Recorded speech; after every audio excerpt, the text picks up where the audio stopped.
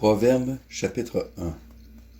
Proverbe de Salomon, fils de David, au roi d'Israël, pour faire connaître la sagesse et l'instruction, pour faire comprendre les discours d'intelligence, pour faire recevoir une instruction de raison, de justice, de jugement et d'équité, pour donner du discernement aux simples, de la connaissance et de la réflexion au jeune homme.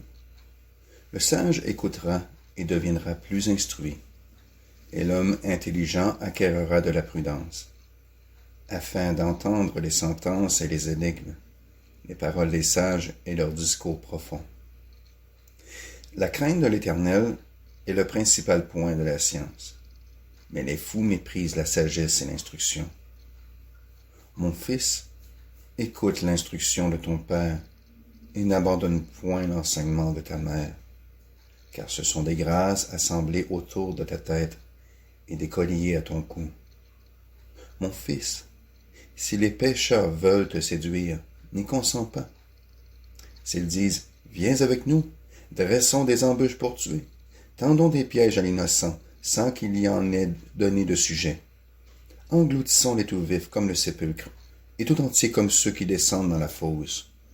Nous trouverons toutes sortes de biens précieux. Nous remplirons nos maisons de butin. Tu y auras ta part avec nous. Il n'y aura qu'une bourse pour nous tous. Mon fils, ne te mets point en chemin avec eux. Détourne ton pied de leurs sentiers, car leurs pieds courent au mal, et ils se hâtent pour répandre le sang. Or, c'est en vain qu'on tend le filet devant les yeux de tout ce qui a des ailes.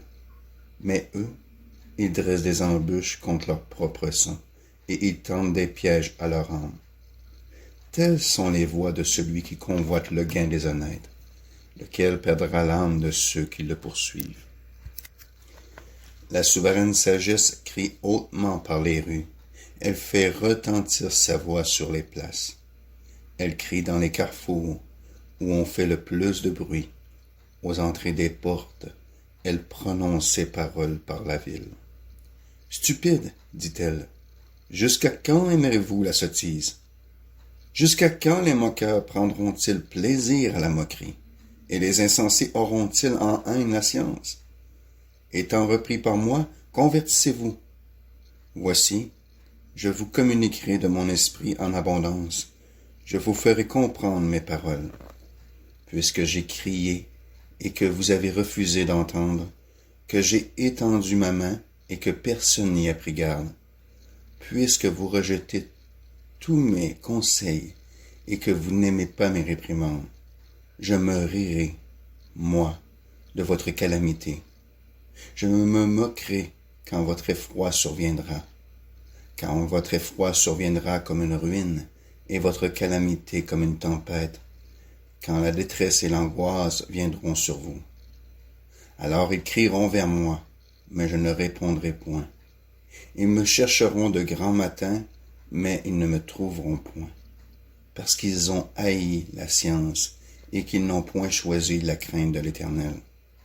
Ils n'ont point pris plaisir à mon conseil. Ils ont dédaigné toutes mes réprimandes. Qu'ils mangent donc le fruit de leur voix et qu'ils se rassasient de leurs conseils. Car l'égarement des sots les tue et la sécurité des insensés les perd. Mais celui qui m'écoute habitera en sûreté et sera tranquille, sans être effrayé d'aucun mal.